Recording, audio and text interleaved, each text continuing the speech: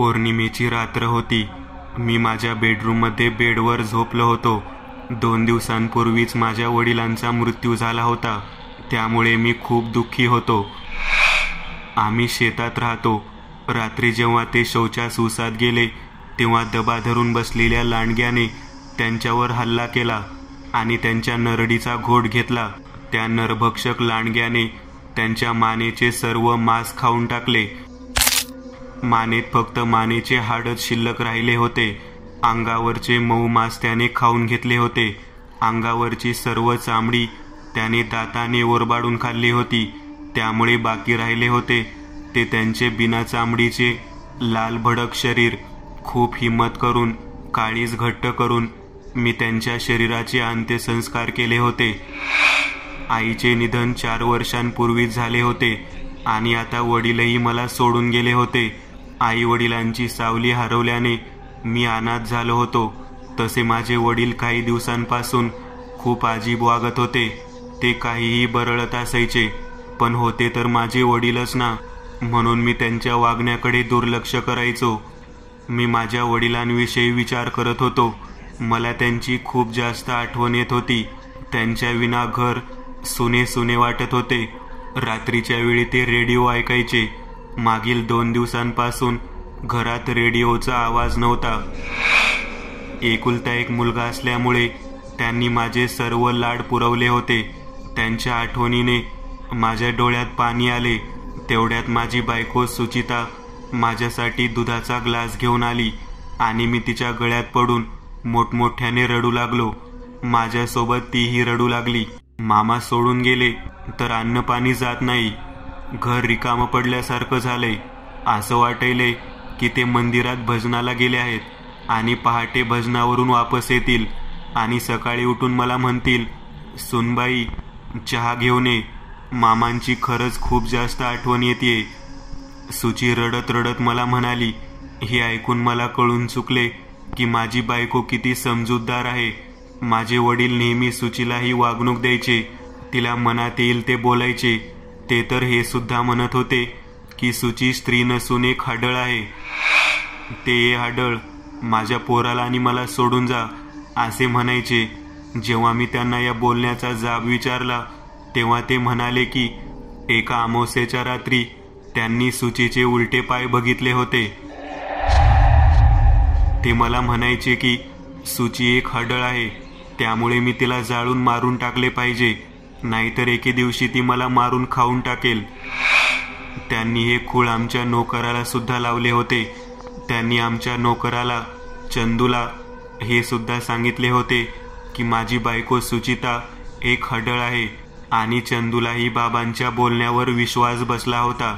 म्हणून त्यानेही माझी समजूत घालण्याचा प्रयत्न केला की मी सुचीला जाळून टाकावे आणि जर मी हे काम करू शकत नसलो तर तो हे काम करील.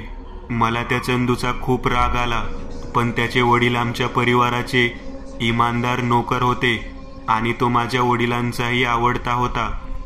त्यामुळे मी त्याला नोकरीवरून काढले नाही. पण एके दिवशी त्याने हद्दच केली. त्याने चक्क माझ्या बायकोचा हात पकडला आणि तिच्यासोबत जबरदस्ती करण्याचा प्रयत्न केला. मी त्याला चांगला चोप दिला आणि त्याला कामावरून हाकलून दिले. तो म्हणत होता की त्याने काहीच केले नाही आणि सुचीने त्याला फसवले आहे आणि माझ्या वडिलांना त्या नोकराच्या बोलण्यावर विश्वास बसला होता. पण मी त्यांचे काहीही ऐकले नाही. मी माझ्या वडिलांवर चिडलो होतो.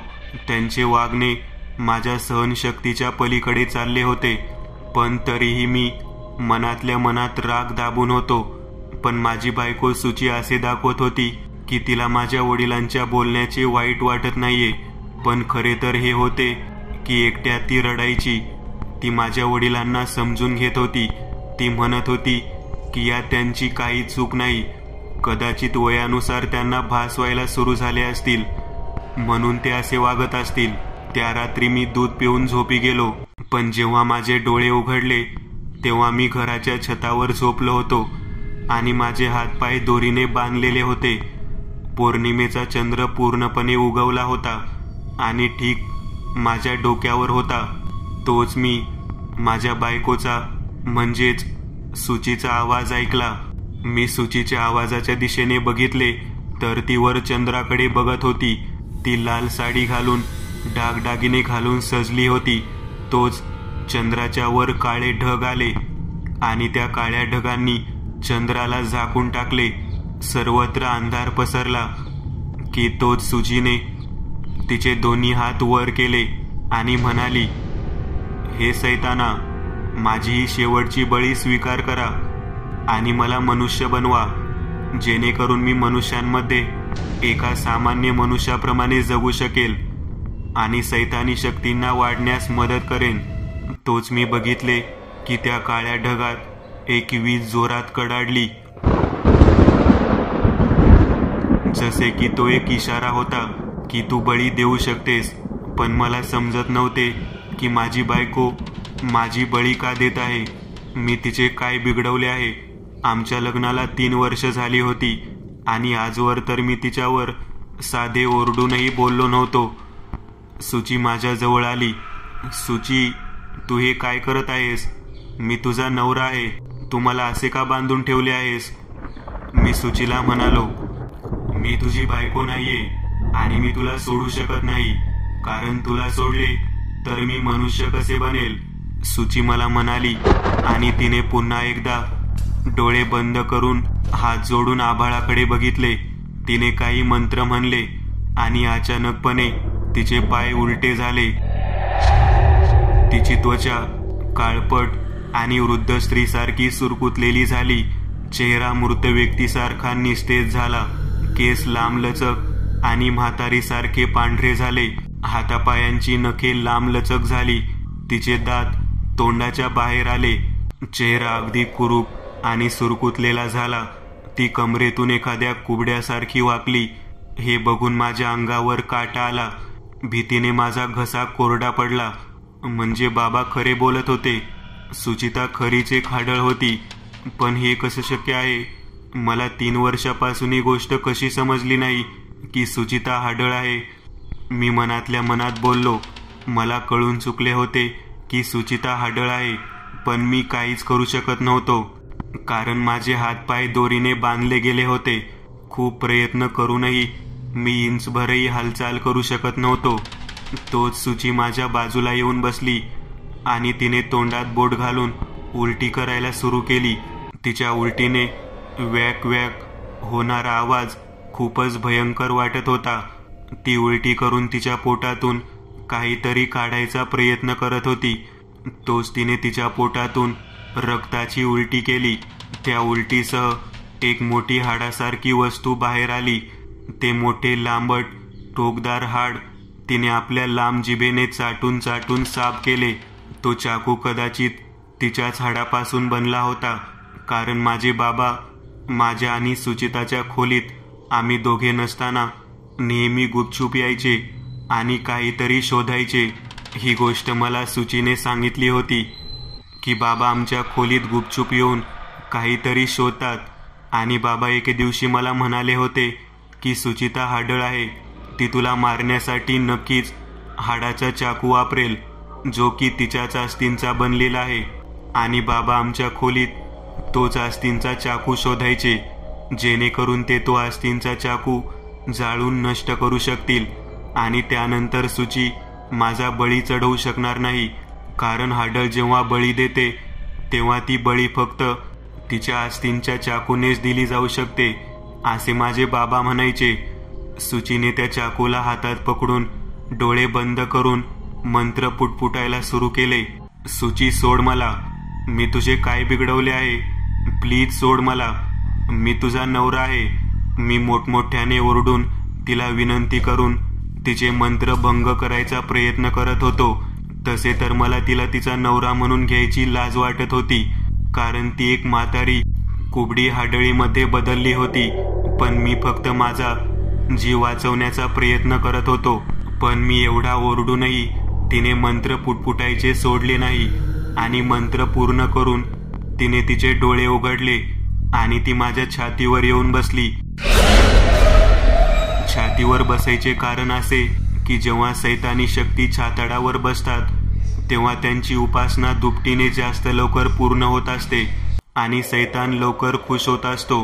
तिने तो आस्तीनचा चाकू दोन्ही हातांनी हवेत उचलला आणि ती तो चाकू माझ्या गळ्यात खुपसणारच होती की तोच तिच्या मागून मोठ्याने आणि क्रोधाने ओरडण्याचा आवाज आला. ए हाडळ!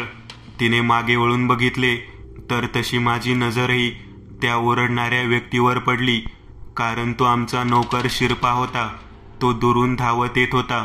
ती वृद्ध हाडळ शिरप्याचा प्रतिकार करण्यासाठी उठून उभारली, पण तोच शिरपाने तिचा गळा पकडून तिला गच्चीवरून ढकलून दिले आणि गच्चीच्या कठड्यावरून ती वृद्ध हाडळ खाली पडली. त्याने खाली वाकून बघितले तर ती हाडळ टोकदार खोऱ्याच्या दातांमध्ये घुसली होती आणि निपचित पडून होती. फावड्याचे दात तिच्या पोटातून आरपार निघाले होते. शिरपा देवासारखा मला वाचवायला आला होता. शिरपा, पटकन मला खोल, मी मोठ्याने थरथरत म्हणालो. शिरपा पटकन खाली बसला आणि त्याने माझे दोरीने बांधलेले हातपाय उघडायला सुरू केले. आप्पासाहेब मला म्हणाले होते की ही हाडळ येणाऱ्या पौर्णिमेला तुमचा बळी द्यायचा प्रयत्न करेल, म्हणून त्यांनी माझ्याकडून शब्द घेतला होता की जर त्यांना काही झाले तर पौर्णिमेच्या रात्री मी तुम्हाला वाचवायचा प्रयत्न करेल. मी या घरचं मीठ खाल्लं होतं म्हणून मी इथं आलोय, नाहीतर तुम्ही जो अपमान करून आणि खोटा आरोप लावून मला हाकलून दिले होते त्यानंतर मी तुमचं तोंड बघायलाही इथं आलो नसतो. शिरपा माझे पाय सोडत म्हणाला, चूक झाली माझी शिरपा, मी तुझ्यावर संशय घेतला, पण मला त्या हाडळीने मला तुझ्याविषयी आणि बाबांविषयी भडकवले होते. मी शिरपाची माफी मागत म्हणालो. पाय मोकळे झाल्यावर आम्ही उठून उभे राहिलो आणि शिरपा माझे हात सोडत मला बोलू लागला, संभाजीराव, आपल्याला काहीही करून या हाडळीला जाळावे लागेल, त्याशिवाय तुमची हिच्यापासून सुटका होणार नाही. ती तुम्ही जेथे जाल तिथे तुमचा पिच्छा पुरविल.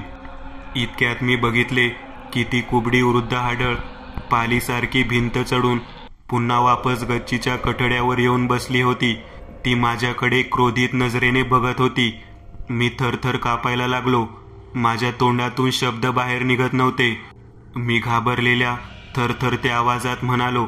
शिरपाला कळून चुकले की काहीतरी घोळ आहे. त्याचे डोळे मोठे झाले. त्याने मागे वळून बघितले आणि मागे वळून बघताच त्या हाडळीने शिरपाच्या अंगावर झेप घेतली आणि त्याच्या नरडीचा घोट घेऊ लागली. शिरपा मोठमोठ्याने ओरडत राहिला, हातपाय हलवत राहिला, पण ती काही त्याच्या छातीवरून हटत नव्हती. ते दृश्य पाहून मी भयभीत झालो. माझ्या अंगातले अवसान गळून गेले आणि मी गच्चीवरून खाली धावत गेलो. मी लपून बसण्यासाठी स्वयंपाकघरात गेलो. दरवाजाची आतून कडी लावली आणि एका कोपऱ्यात जाऊन बसलो. मी थरथरत होतो. माझे शरीर घामाने भिजले होते. मला रडू फुटले होते.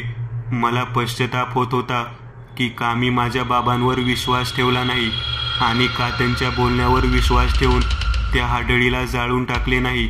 बाहेरून ती म्हातारी हाडळ दरवाजावर मोठमोठ्याने लाथा घालत होती. असे वाटत होते दरवाजा काहीच वेळात तुटून जमिनीवर पडेल. मी घाबरून त्या कोपऱ्यात थरथरत बसलो होतो. काही वेळात लाथा घालून ती हाडळ शांत बसली. दरवाजा उघड तुच्छ माणसा, तू माझ्यापासून वाचू शकत नाहीस. लवकर दरवाजा उघडलास तर सोपे मरण देईल, नाहीतर मरेपर्यंत तुला कच्चा खाऊन टाकेल. ती हाडळ बाहेरून बोलली. तिचे ते बोलणे ऐकून माझ्या अंगावर काटा आला. माझ्या डोळ्यांसमोर दृश्य आले की ती हाडळ माझ्या नरडीचा घोट घेत आहे आणि माझे हृदय छातीतून बाहेर उपसून त्याला चावून खात आहे. माझ्या डोळ्यातून अश्रू आले. मी काहीच न बोलता आत लपून बसलो होतो. मी दरवाजा उघडत नाहीये हे पाहून ती हाडळ जास्तच क्रोधित झाली आणि ती दरवाजावर लाथा घालून मला म्हणाली, तुला माहितीये का की तुझा म्हातारा बाप कसा मेला? आणि असे म्हणून ती खी खी करत मोठमोठ्याने हसायला लागली.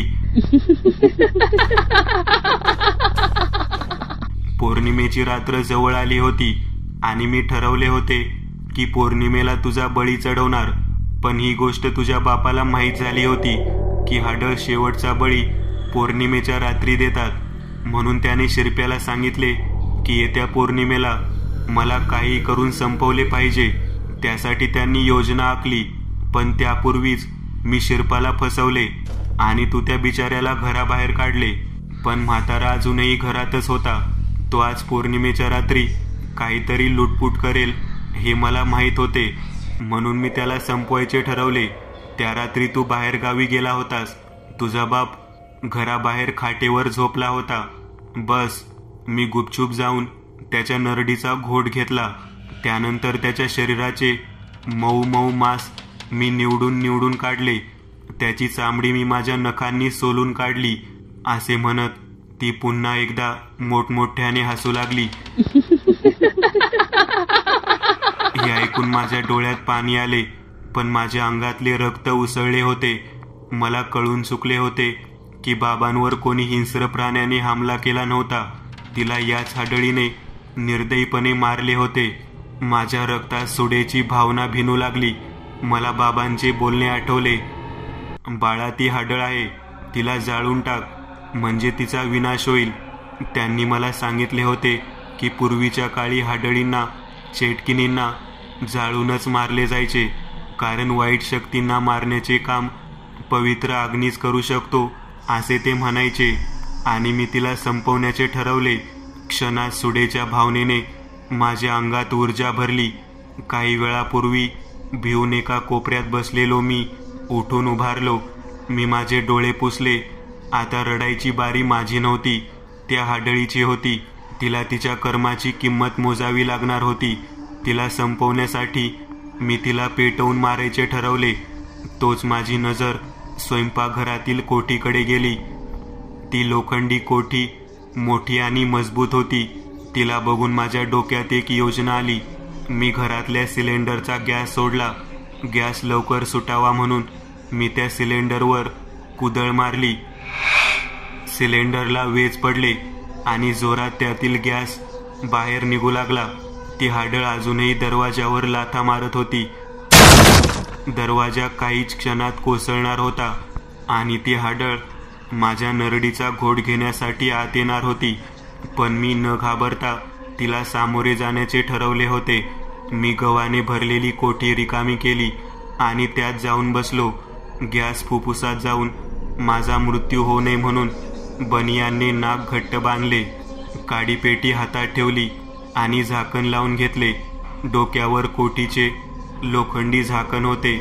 एक अर्ध्या इंचाच्या फटीतून मी बाहेर बघत होतो, जेणेकरून जास्त गॅस कोठीत शिरणार नाही आणि कोठीत लपलेला मी त्या आगीत जळणार नाही. इतक्यात दरवाजा तुटला आणि जमिनीवर कोसळला आणि ती हाडळ 4 पायांवर धावत गुरकत स्वयंपाकघरात आली आणि मी त्याच वेळी कोठी पेटवून कोठी बाहेर फेकली आणि खाली बसलो. झाकण आपोआप लागले गेले आणि बाहेर त्या गॅसने आग पेटली.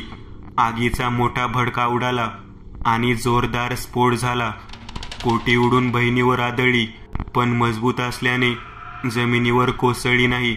मला त्या हाडळीचा आवाजही येत नव्हता, पण खोलीत लागलेल्या आगीचा आवाज कानावर पडत होता. हळूहळू ती लोखंडी कोठी गरम होऊ लागली. मी डोक्याने झाकण उचलले आणि अर्ध्या इंचाच्या फटीतून बाहेर बघितले तर घरातले लाकडी सामान जळत होते आणि फरशीवर काही मांसाचे तुकडे पडले होते जे जळत होते. मी त्या कोठीतून बाहेर पडलो तर जमिनीवर त्या हाडळीचे मुंडके दिसले. ती हाडळ माझ्याकडेच बघत होती. तिचे डोळे अवतीभोवती फिरवत होती. मी तिच्या शरीराचे तुकडे गोळा केले आणि त्यांना पुन्हा एकदा राख होईपर्यंत जाळले.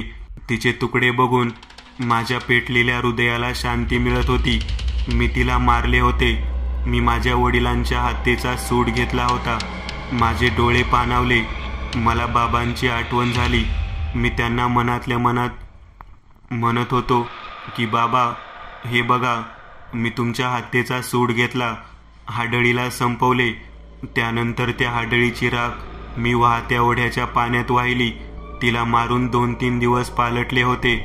एके दिवशी मी खोलीत बसून माझ्या फाटक्या नशिबाला शिव्या देत होतो की इतक्यात घराचा दरवाजा वाजला. बाबा गेल्यानंतर कितीतरी दिवसांनी माझ्या घराचा दरवाजा वाजला होता.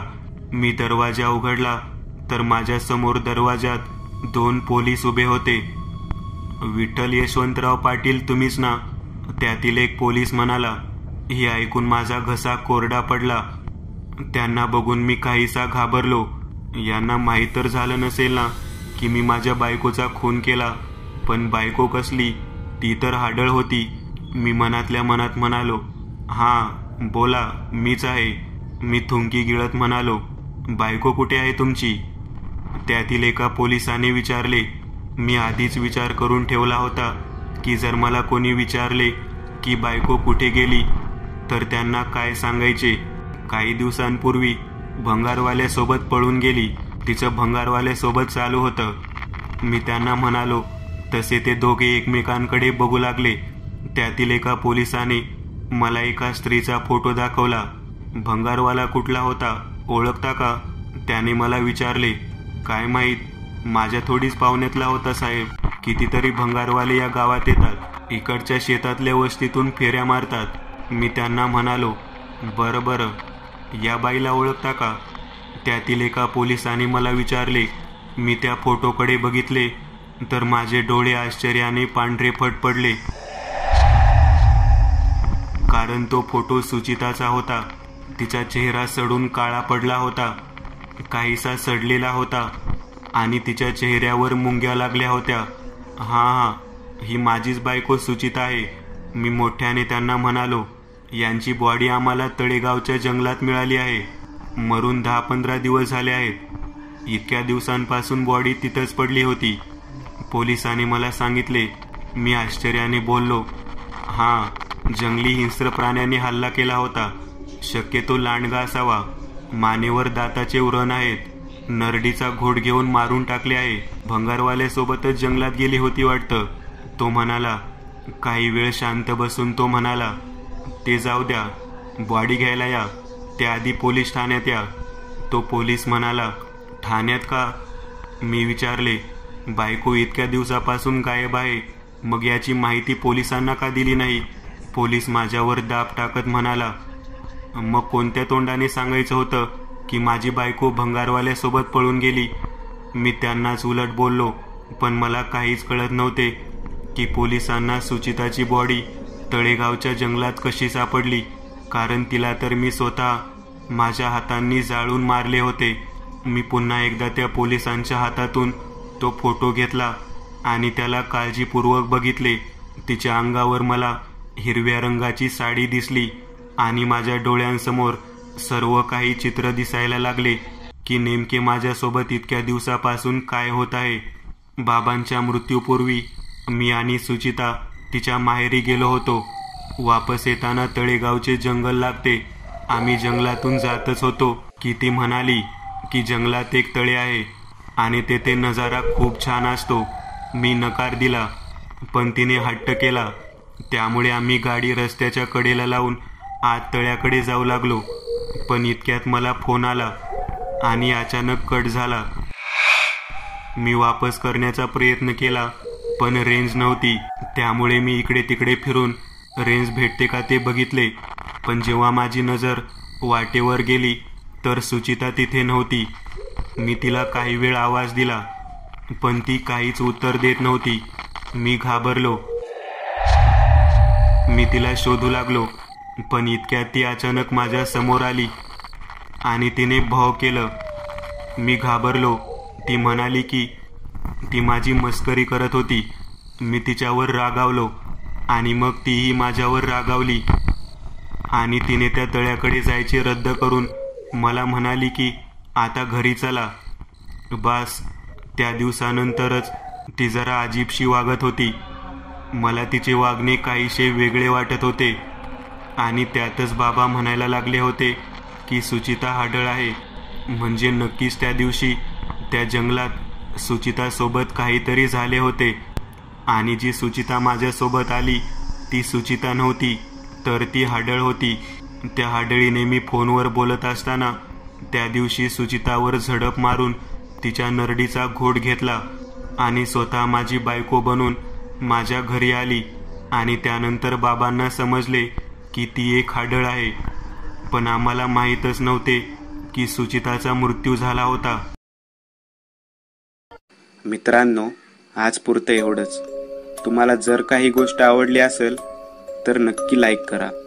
तुमच्यापैकी बरेचसे जण व्हिडिओ लाईक न करताच पळून जातात, पण हा जर व्हिडिओ तुम्ही लाईक केला तर मला जरा बरं वाटेल आणि असेच भारी भारी व्हिडिओ बनवायची माझ्यात एनर्जी येईल. त्यामुळे नक्की लाईक करा आणि अजूनही कोणी या चॅनलला सबस्क्राईब केलेलं नसाल तर लगेच सबस्क्राईब करून टाका आणि बाजूची घंटी ती मात्र दाबायला विसरू नका. देवाची घंटी आहे ती.